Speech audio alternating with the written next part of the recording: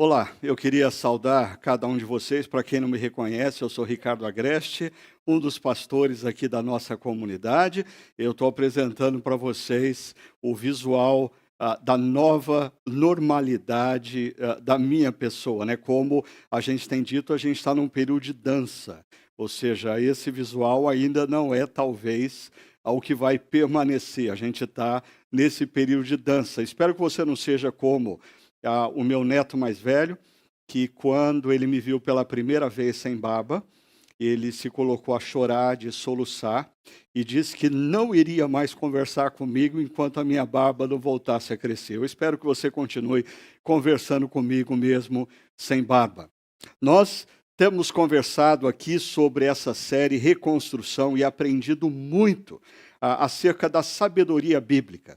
Mas antes de nós adentrarmos no conteúdo da série, eu tenho uma informação muito importante para todos vocês que fazem parte da nossa comunidade, sejam membros que estão na região de Campinas ou arredores, ou talvez pessoas que fazem parte da nossa família estendida e que nos acompanham há muitos anos. A nossa comunidade está prestes a fazer um novo movimento em meio à pandemia. Nós estamos entendendo que, graças a Deus, os números da pandemia têm decrescido, tanto de contaminação como também de mortes, principalmente. Em alguns lugares, existe um aumento na notificação dos contaminados, justamente porque as prefeituras estão testando a população, o que é muito importante nesse momento. Nós não entendemos que a pandemia já foi superada, nós precisamos continuar tomando todo o cuidado, saindo de casa só quando realmente for necessário, quando sair, usar máscaras, manter a higienização das mãos com o uso de álcool gel. Agora, a nossa comunidade caminha, como eu disse, para um outro movimento. Nós não vamos voltar, nesse instante, para os nossos auditórios, porque absolutamente todos os especialistas na área da saúde que nós consultamos dizem que não é recomendável, nesse momento, as pessoas estarem em ambientes fechados com ar-condicionado. Por isso, o movimento que nós estamos prestes a fazer diz respeito a duas possibilidades que em breve nós vamos confirmar com você que elas passam a valer. Mas eu queria me antecipar dizendo, a primeira possibilidade é o que nós estamos chamando de encontro remoto menor. Nesse caso, você que tem uma casa arejada, com um espaço físico suficiente, uma boa internet, você pode se interessar em convidar amigos da comunidade, amigos da sua vizinhança, parentes, para estarem com você, para participar remotamente desse momento. Agora, a nossa comunidade tem algumas recomendações para você fazer, para você observar, se você quiser ir nessa direção. Por isso, eu convido você a acessar o chakra.org/novo normal e clicar em encontro remoto menor, e você vai receber ao longo da semana as recomendações e os direcionamentos. Agora, existe uma outra possibilidade que nós estamos construindo, e essa eu queria pedir muita atenção de vocês, que é para o encontro remoto maior.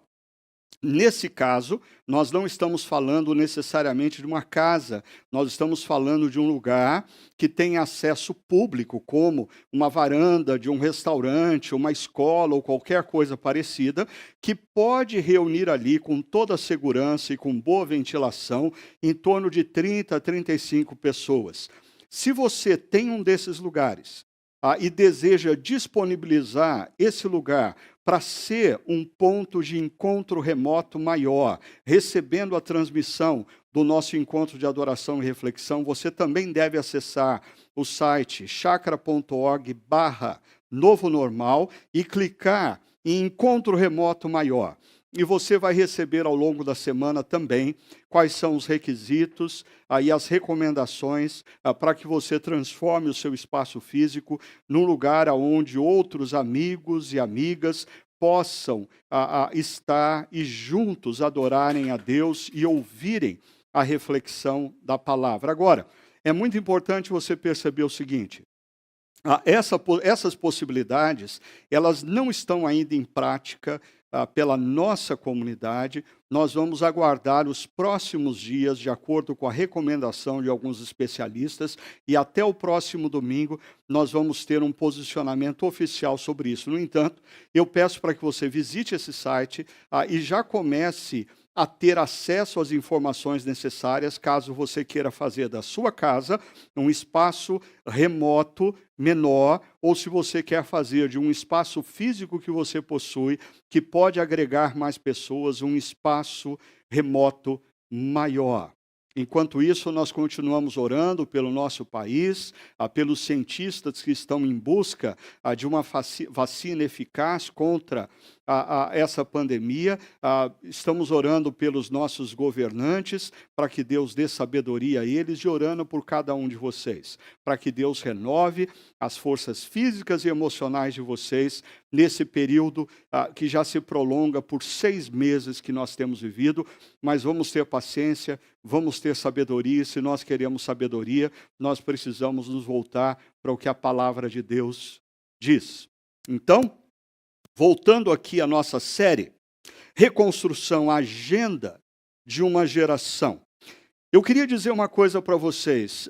Quando eu leio, e eu já estudei a vida de Neemias várias vezes ao longo da minha caminhada cristã, mas eu me impressiono tremendamente em perceber quanta sabedoria de Deus existe na narrativa que descreve a caminhada de Neemias. É impressionante porque os princípios que nós encontramos nesse texto, de 5 séculos antes de Cristo, ou seja, cerca de 2.500 anos atrás, como esse trecho nos traz princípios que o mundo corporativo hoje exalta como se fossem grandes descobertas. Por isso, você que é líder numa organização, você que é empresário, você jovem que atua no mundo corporativo, debruce-se na vida de Neemias, estude a vida de Neemias e cresça em sabedoria a partir desse texto das Sagradas Escrituras.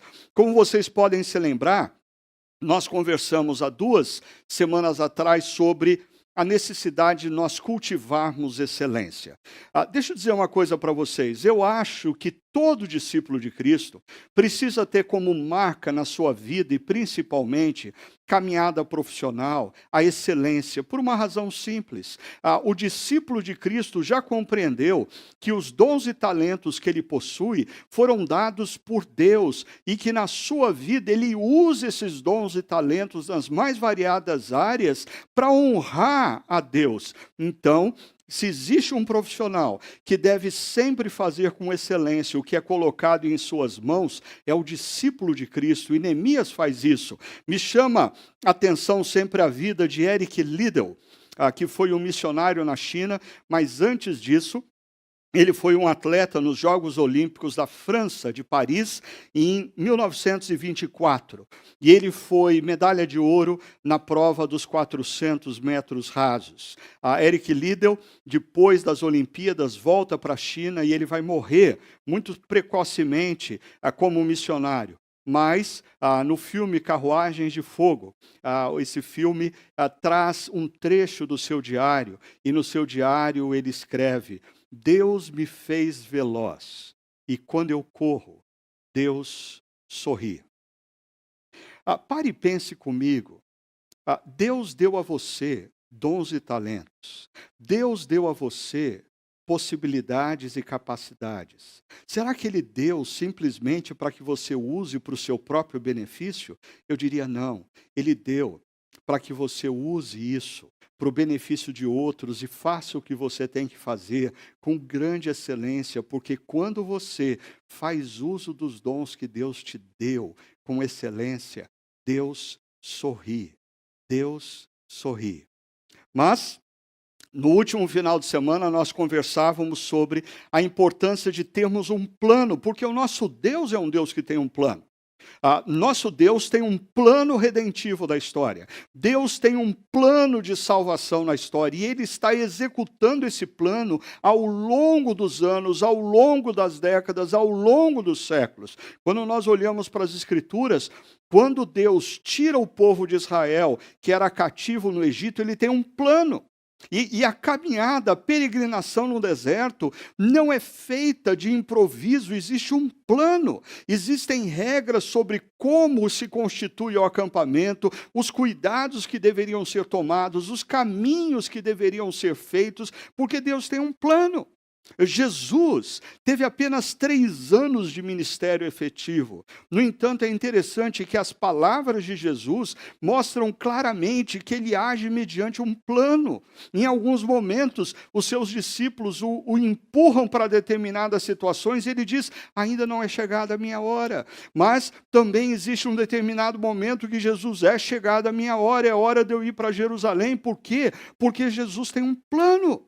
Quando a gente pega o apóstolo Paulo fez o que fez e espalhou o evangelho por todo o Império Romano. Por quê? Porque o apóstolo Paulo olha para o mapa do Império Romano, identifica as principais cidades e planta e consolida igrejas nessas principais cidades. Em outras palavras, quando eu olho para as Escrituras, eu não vejo base bíblica nenhuma para nós vivermos como a lá teologia, como eu gosto de brincar, Zeca Pagodinho, deixa a vida me levar, a vida leva eu. Eu olho para as Escrituras e eu percebo que o nosso Deus nos deu habilidade intelectual, nos deu intuição, nos deu percepção, para que nós, sim, olhemos para a vida e tenhamos planos. Isso não significa que nós não vamos depender de Deus, e já eu volto nisso.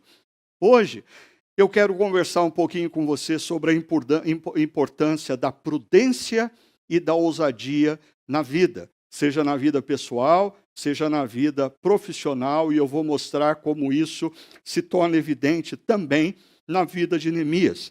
Mas, quando a gente olha prudência e ousadia, isso certamente faz você lembrar que eu tenho trabalhado com esses antagonismos, né? Oração e planejamento. Quem ora não planeja, quem planeja não ora. Foco em pessoas ou projetos.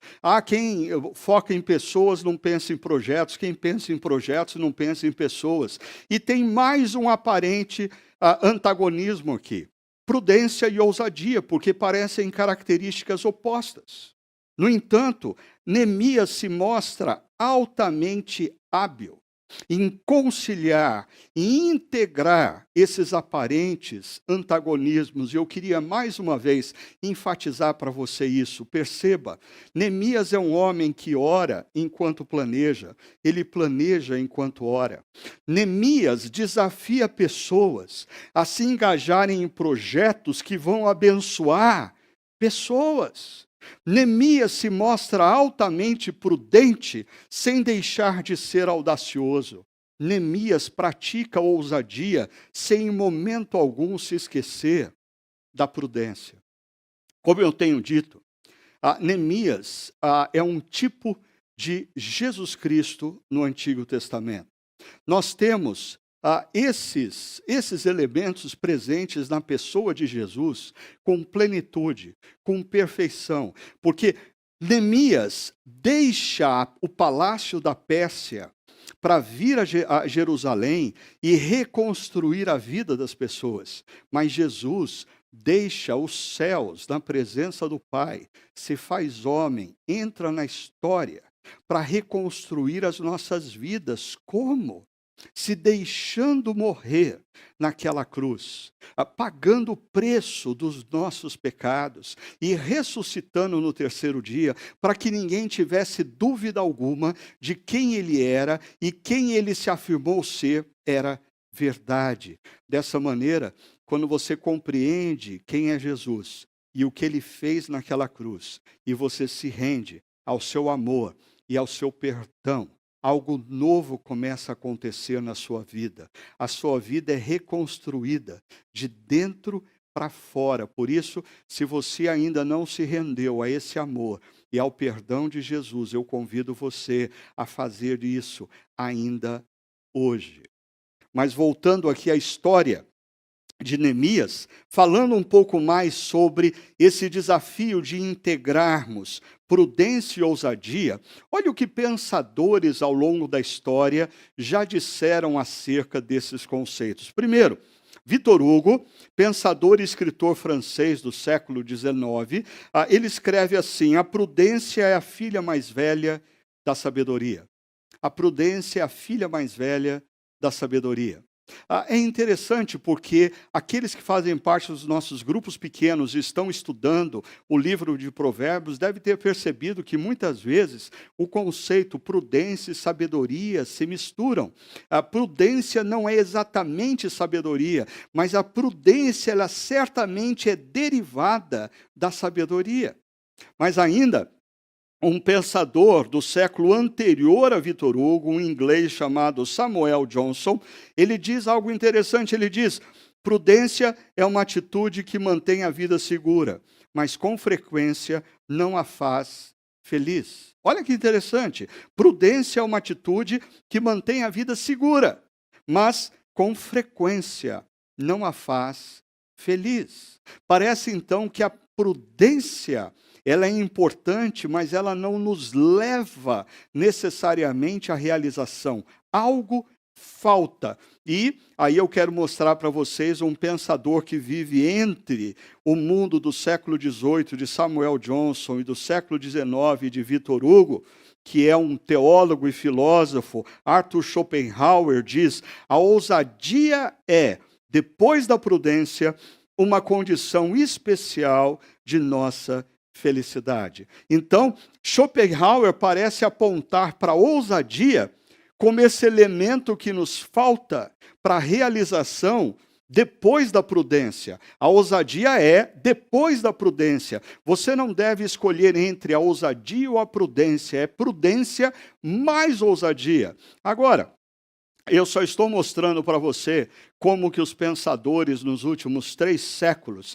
trabalham o conceito da prudência e da ousadia para voltar a sua atenção para 2 Timóteo capítulo 1, verso 7, mais uma vez, mostrar como a Bíblia já fala sobre isso há muito mais tempo e de maneira muito mais profunda. Paulo, escrevendo ao seu discípulo na fé Timóteo, diz: pois Deus não nos deu espírito de covardia, o que é oposto à ousadia, mas de poder, que está ligado à ousadia, e de equilíbrio, que está ligado à moderação e à prudência. Perceba, poder está ligado à ousadia, poder de execução, poder de ação. Equilíbrio está ligado à prudência, moderação, cuidado antes de agir, pensar, refletir, ponderar. Mas um fato novo que a palavra de Deus nos traz e que não foi ponderado entre os pensadores que eu fiz menção há pouco é o elemento amor. Perceba, Deus tem nos dado um espírito não de covardia, mas de poder, ousadia, equilíbrio, prudência, mas no centro de tudo isso está o amor. É interessante porque, às vezes, em nome da prudência, nós nos tornamos apáticos e nós nos omitimos diante de algumas ações, e isso faz com que nós não amemos aqueles que deveriam ser ajudados, aqueles que estão sendo injustiçados. Em nome da prudência, nós nos omitimos e isso gera falta de amor. Mas também, em nome da ousadia, muitas vezes nós agredimos, muitas vezes nós avançamos o sinal, muitas vezes nós desrespeitamos aqueles que têm cuidado de nós, aqueles que estão diante de Deus, responsáveis por zelarem pelas nossas vidas. Isso me faz lembrar uma frase que eu estou fazendo uma atualização dela, lá da nossa série Fé no Exílio, quando a gente estudava a vida de Daniel, um outro tipo de Cristo no Antigo Testamento. Olha só. Fazer diferença demanda prudência e ousadia. Enquanto prudência sem ousadia gera apatia e passividade, ousadia sem sabedoria gera feridas e arrependimentos. Eu diria para vocês que nesses últimos 6 meses que nós estamos vivendo um contexto completamente diferenciado, gerado pela pandemia, eu tenho visto, infelizmente, líderes que, em nome da prudência, se tornaram apáticos e omissos e não fizeram o que deveriam fazer.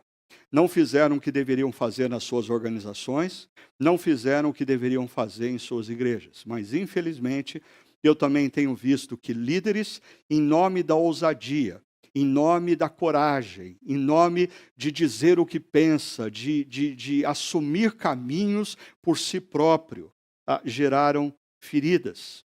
E isso tem trazido grande arrependimento. Ainda é tempo de nós pararmos, olharmos para a situação que nos envolve na vida, na família, nas organizações, nas empresas em que nós atuamos e nos lembrarmos da importância. Se nós queremos fazer diferença, especialmente em tempos de crise, nós precisamos conciliar e integrar prudência e ousadia. Nós não podemos, em nome da prudência, nos tornarmos apáticos e passivos, mas também em nome da ousadia. Nós não podemos ferir e agredir pessoas. Quando nós olhamos para a vida de Neemias, a prudência, ela já é evidenciada nos textos anteriores que nós já estudamos. Deixa eu só lembrar você, Neemias se mostra prudente quando ele tem uma informação confiável. Neemias não toma decisões baseado num e-mail, numa mensagem de WhatsApp que ele recebeu de alguém que ele nem conhece. Ele tem uma informação confiável. Ele recebe a informação do seu irmão Hanani. Ainda, Neemias dedica tempo de oração.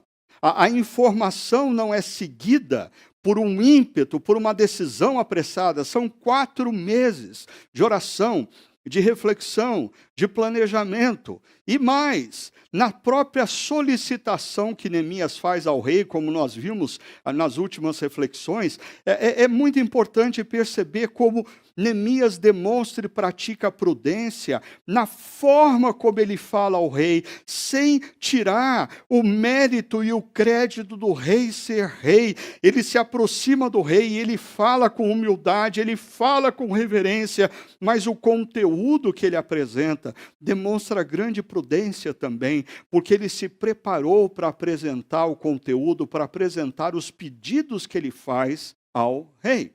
Hoje, eu queria mostrar para vocês como a prudência, ela está presente na execução do plano de Neemias, e depois eu quero concluir mostrando a ousadia de Neemias. Então vamos lá, vamos para o texto de Neemias capítulo 2, segunda parte do verso 8, diz assim: visto que a bondosa mão de Deus estava sobre mim, o rei atendeu os meus pedidos. Com isso, fui ao governador do Trans-Eufrates e lhes entreguei as cartas do rei. Se você se lembra da situação que nós já conversamos sobre ela, quando Neemias está na presença do rei, Neemias havia por 4 meses orado, planejado, pesquisado, e ele solicita ao rei cartas para ele poder atravessar sem problemas. Ele minimiza riscos, e isso também é reflexo da prudência de Neemias. Mas perceba o final do verso 9. Diz: acompanhou-me uma escolta de oficiais do exército e de cavaleiros que o rei enviou comigo. Mais uma vez, a prudência de Neemias vai se revelar no próprio cuidado que ele tem para com a segurança. Deixa eu falar um pouco mais sobre isso com você.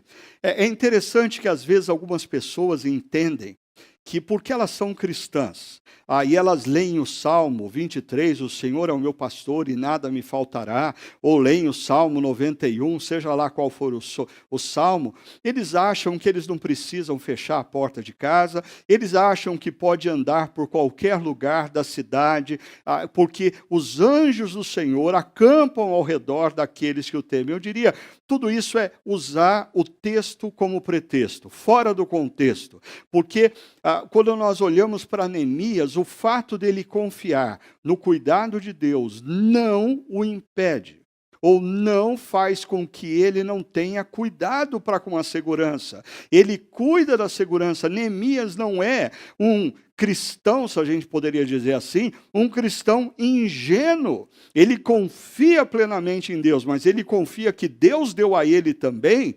habilidade para enxergar as coisas, para perceber riscos, para minimizar riscos, para tomar providências, para cuidar e zelar da sua própria vida, da sua própria saúde.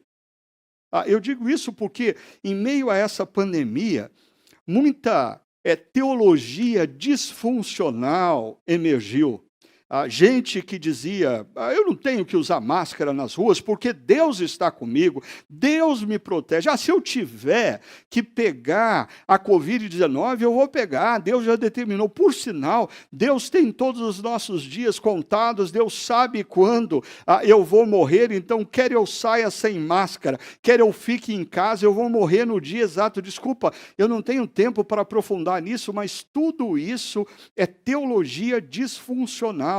É o uso de texto da Bíblia fora do contexto como mero pretexto para a pessoa fazer o que ela bem entende. Ela não faz porque ela está submissa a Deus, ela faz porque ela quer ser autônoma, inclusive de Deus.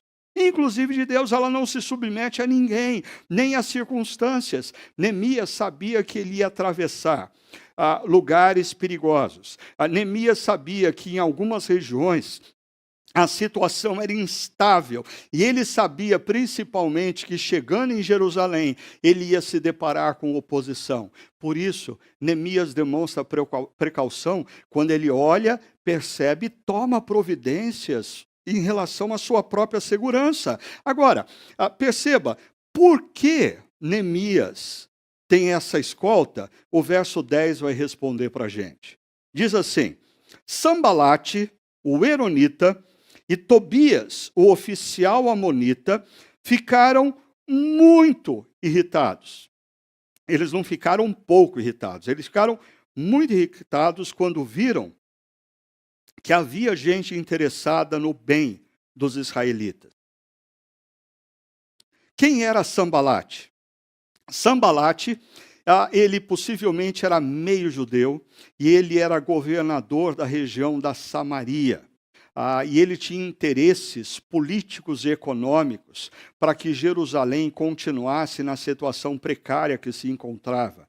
Quem é Tobias, que o texto diz oficial amonita, mas essa palavra aqui, oficial, no hebraico, é uma palavra que não se refere a um cargo de importância, mas a servo. Possivelmente, Tobias era um oficial amonita a serviço de Sambalate. E o que acontece? Eles ficam profundamente indignados ao perceber que Neemias se move na direção de Jerusalém para fazer algo de bom para as pessoas que ali habitavam, para reconstruir os muros da cidade, para reconstruir a economia da cidade, para reconstruir a vida religiosa da cidade. É interessante como a impressão que eu tenho é que a presença de Neemias em Jerusalém, mexeu no queijo de Sambalate e de Tobias. E aí, isso me faz pensar no seguinte, já lá no início da minha caminhada ministerial, eu me lembro que alguém disse assim para mim, se você não quer ter inimigos e opositores, tenha uma vida medíocre. Se você não quer ter opositores, não faça diferença. Faça o óbvio. Trabalhe sempre na média. Não procure interferir em processos aonde está processos que estão gerando injustiças, que estão gerando opressão sobre a vida das pessoas. Agora, se você quiser fazer diferença, se prepare, porque o único meio de você não ter inimigos e opositores é sendo medíocre no que você faz. Se você for medíocre no que você faz, ninguém vai se preocupar com você, ninguém vai ficar meio que inseguro com a sua presença. Agora, quando nós pegamos um homem como Neemias, que trabalha com excelência, com a motivação correta, honrar o seu Deus, um homem que ao longo da história, ele tem princípios muito sérios de justiça, certamente a presença de Neemias desestabiliza os sistemas e as estruturas de injustiça e de opressão criadas por esse tal de Sambalate e Tobias. Então nós vemos que prudência está ligado a você lidar bem com a oposição. E se nós formos para o verso 19 do nosso texto, mais um elemento é acrescido nessa oposição. Quando, porém, Sambalate, o Eronita, que era de Samaria, Tobias, o oficial amonita, a serviço de Sambalate, e aparece um terceiro nome, Gesem, o árabe. A palavra hebraica é o emir, que vem de Emirados. Durante o domínio babilônico, medo-persa, a região que nós conhecemos hoje como da Arábia Saudita, dos Emirados Árabes, as tribos se juntaram e, bem possivelmente, Gesem era o representante da união desses Emirados. Na época, então, Neemias não está lidando com uma oposição frágil. Ele está lidando com um governador da Samaria, que ficava ao norte de Jerusalém, e com um representante da confederação de tribos dos Emirados, que ficava mais ao sudeste de Jerusalém. Agora, perceba, quando você pega o verso 10, que fala de oposição, e o verso 19, que fala de oposição, eu gosto sempre de mostrar para você a estrutura do texto, porque eu acho que um dos propósitos de todo e qualquer pregador e expositor da palavra é ensinar as pessoas a lerem a Bíblia. Por isso, preste atenção, nós temos no centro aqui a chegada em Jerusalém, o desafio e a reconstrução. Mas a chegada em Jerusalém, o desafio, está envolvida pelo quê? Oposição. Você tem inimigos, você tem opositores, é claro.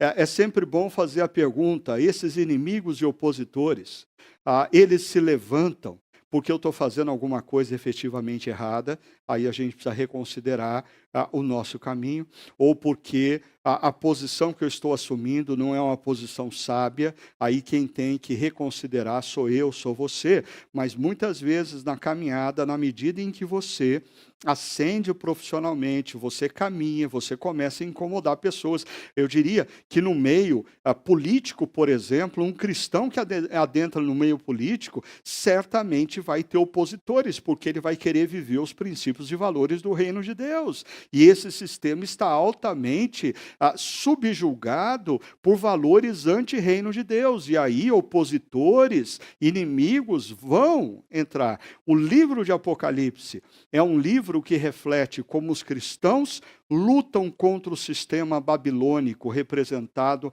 pelo pecado. Como os cristãos no mundo sofrem porque constantemente nós estamos tentando oferecer o caminho da reconstrução da vida a partir da obra de Jesus, mas existe uma oposição sistêmica a nós. Há uma oposição que muitas vezes faz até mesmo mártires.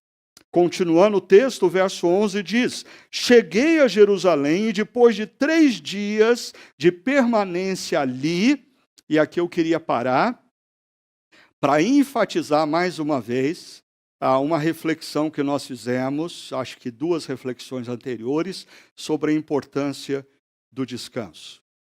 Por quê? Porque eu acho que algumas pessoas ainda não entenderam que isso é um princípio bíblico. Não é uma opção.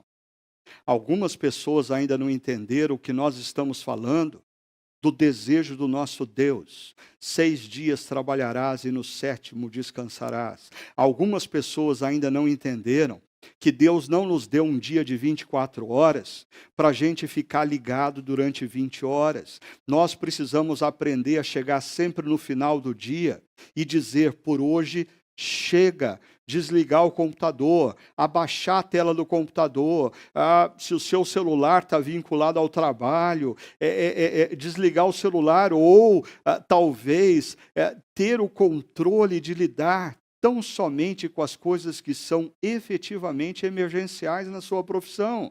Por que eu estou dizendo isso aqui?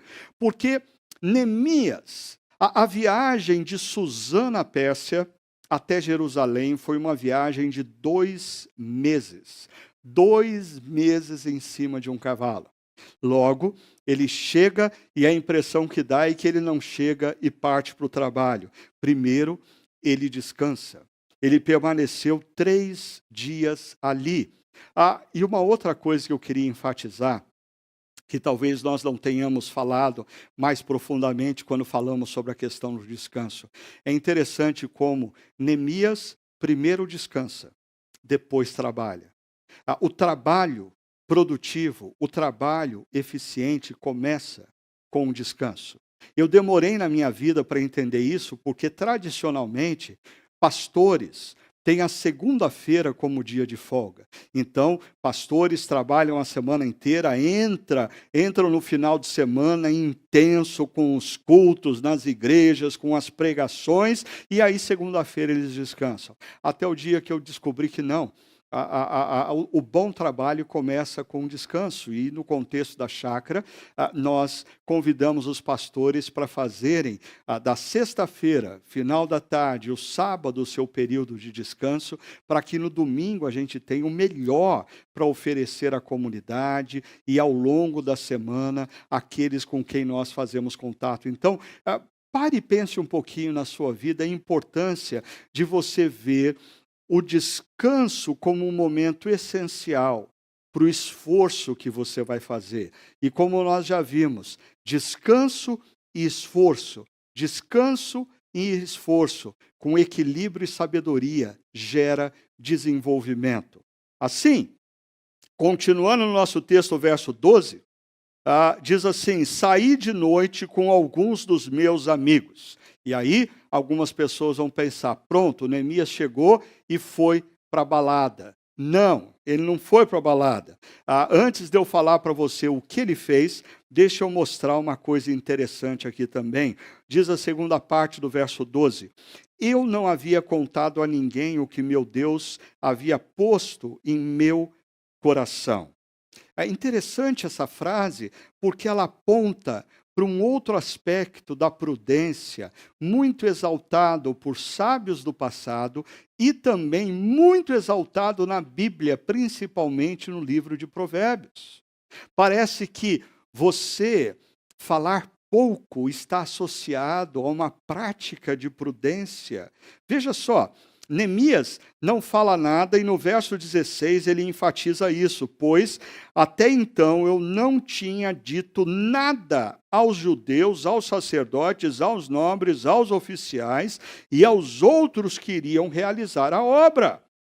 Deixa eu voltar para aquela estrutura para você ver uma coisa. Se no verso 10 nós temos oposição e no verso 19 nós temos oposição, e aqui no centro nós temos a chegada e o desafio à reconstrução, é interessante como no verso 12 e no verso 16, Neemias enfatiza que ele não havia ainda compartilhado, falado o que ele ia fazer aqui.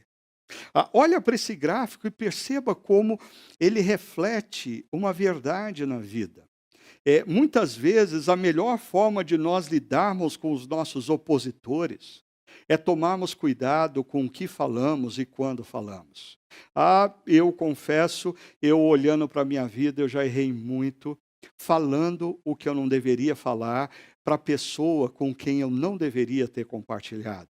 E isso gera alimento, nutre opositores, nutre inimigos. Olha só o que já dizia o jesuíta do século XVII, Baltazar Gracián y Morales. Ele escreveu um livro chamado A Arte da Prudência, e uma das frases dele é: o silêncio é o santuário da prudência. O silêncio é o santuário da prudência. Eu acho que, em outras palavras, a minha avó já dizia a mesma coisa quando ela dizia que em boca fechada não entra mosquito. Ou senão, quem fala pouco, erra pouco. Mas como nós insistimos em falar demais, falar o que não precisa ser dito, falar para quem nós não deveríamos falar. Em Neemias, ele se mostra altamente equilibrado, moderado, prudente, não compartilhando antes da hora o que ele precisa fazer e não compartilhando com quem ele não deveria compartilhar. Agora, eu queria chamar a sua atenção também que o filósofo Sócrates também é defensor da associação da prudência e do silêncio da língua. Olha o que Sócrates dizia: as pessoas precisam de 3 coisas: prudência no ânimo, silêncio na língua, e eu sei, peraí, eu não vou te dar a terceira agora, prudência no ânimo, prudência no ímpeto, na ação. As pessoas precisam ser prudentes no agir, não agir de maneira impulsiva, mas ele associa isso também ao silêncio da língua. Qual é a terceira coisa que Sócrates apresenta?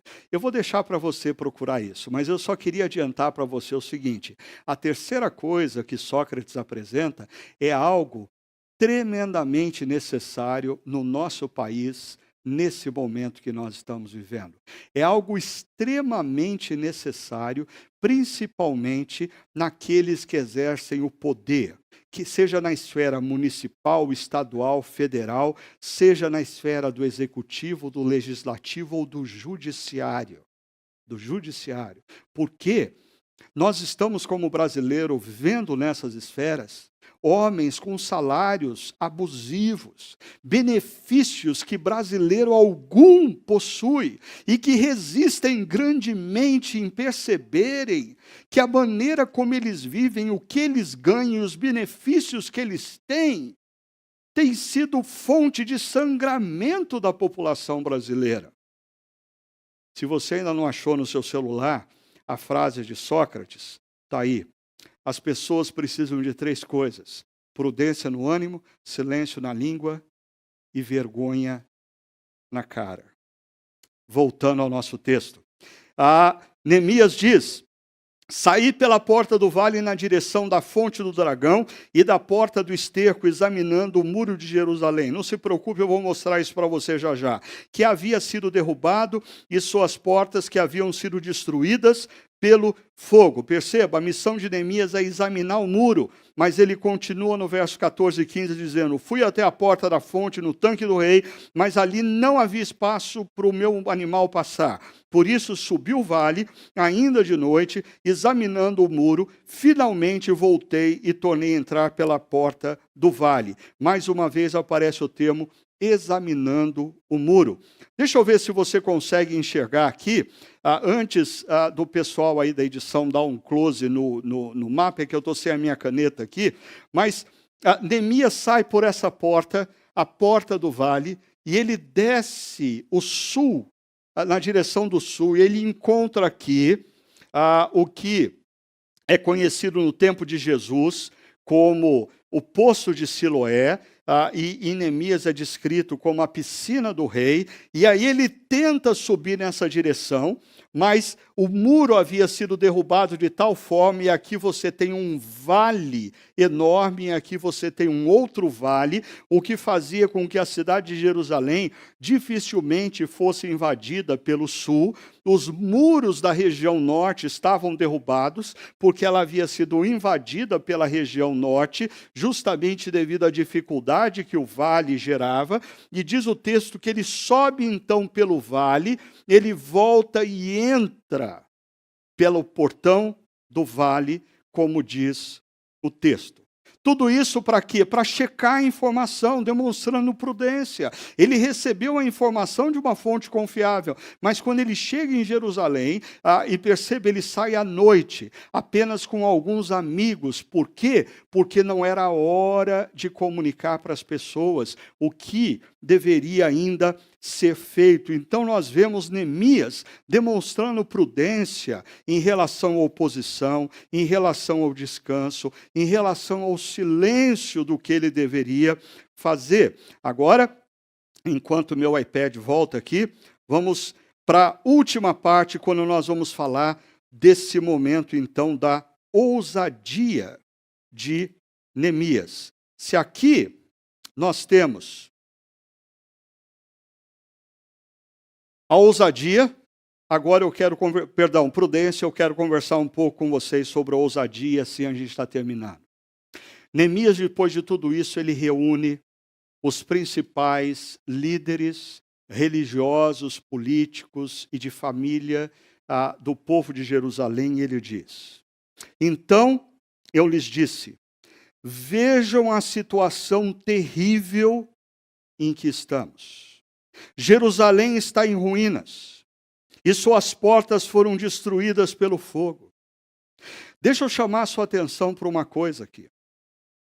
Essa população já é possivelmente a terceira, quarta população que reside em Jerusalém, e os muros estão derrubados. Os muros estão derrubados há mais de 130 anos. E sabe o que acontece quando a gente convive por muito tempo com uma situação? A gente perde a capacidade de enxergar a situação.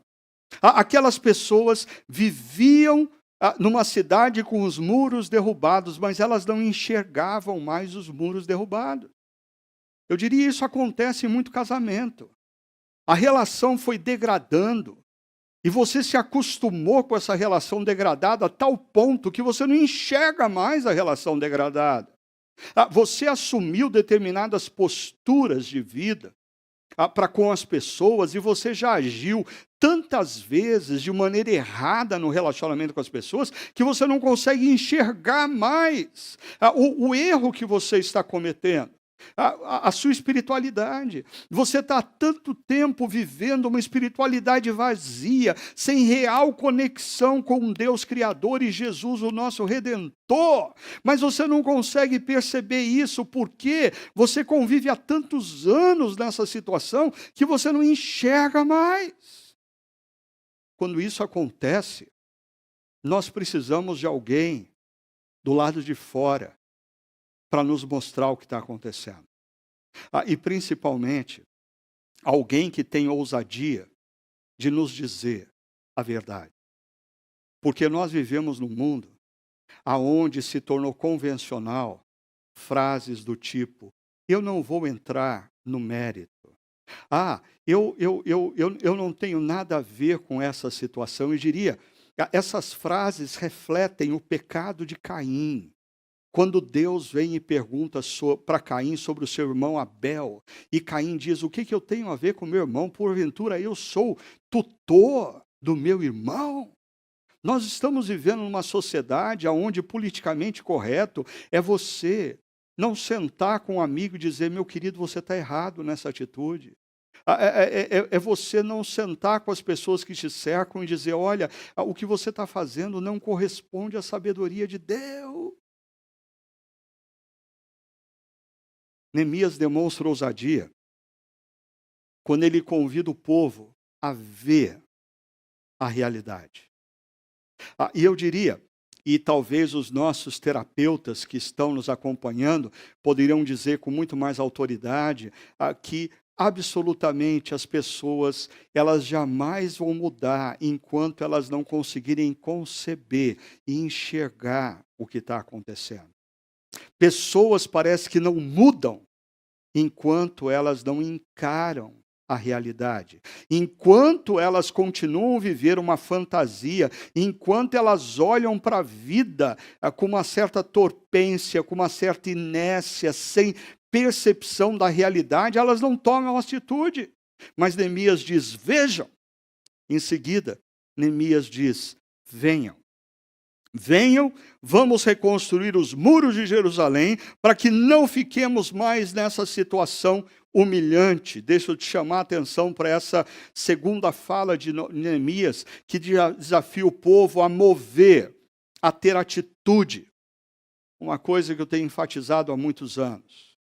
O que muda o curso de uma vida não é meramente um grande insight. O que muda a história de uma família não é uma boa motivação. O que muda o curso de uma vida, a história de uma família, são atitudes. É você enxergar o que está de errado e tomar uma decisão, ter novas atitudes, ter uma nova postura diante do que tem diante de você. Quando nós olhamos para esse texto, Neemias pede para o povo enxergar os muros e encarar a realidade. Os muros estão derrubados há mais de 130 anos e eles não haviam feito nada acerca disso. E Neemias desafia o povo a iniciar um processo de reconstrução, a ter uma nova atitude para com o problema, porque de nada adiantaria eles concordarem com Neemias. É verdade, os muros estão derrubados, é verdade, esses muros têm sido razão de vergonha. Se eles não mudassem a atitude, se eles não tivessem um movimento na direção de algo novo, de um novo comportamento. E por fim, diz o texto, também lhes contei como Deus tinha sido bondoso comigo. Nós temos falado desde a série O Cara e o Corona, a importância de nós olharmos para a história e nos relembrarmos com gratidão o que Deus fez. Porque quando nós lembramos as nossas mentes e corações do que Deus fez no passado, nós somos renovados por os desafios do presente. Para comigo isso é verdade. Quando eu paro e penso em tudo que Deus fez na minha história, quem eu era e o que Ele fez de mim. Ele me deu muito mais do que eu merecia. Ele me usou muito mais do que eu sou capaz. Quando eu olho para o passado e percebo tudo que Deus fez, eu chego à seguinte conclusão. Eu não preciso ter medo diante dos desafios futuros. O mesmo Deus que esteve comigo até aqui é o Deus que estará comigo a partir daqui. Quando eu olho para o passado, eu tenho uma certeza, foi Deus quem cuidou de mim. Isso deve renovar o meu ânimo em relação ao presente e o futuro, sabendo que Ele não deixará de cuidar de mim. O que Neemias faz é reanimar o coração do povo, contando o que Deus havia feito. Então, o povo é desafiado a ver, é desafiado a se mover numa nova atitude e é desafiado a relembrar e crer na bênção de Deus. Deus é o Deus Emanuel, que está conosco. Ele não nos abandona. O mesmo Deus que cuidou de nós até aqui é o Deus que continuará cuidando de nós a partir daqui. Ver, mover e crer. Ver, mover e crer. Esses três verbos são extremamente importantes para você reconstruir a sua vida, para você reconstruir relacionamentos, para você reconstruir sua família, para você reconstruir sua carreira profissional ou seu negócio. Primeiro, você precisa encarar a realidade e ver. Segundo, você precisa se mover, ter uma nova atitude.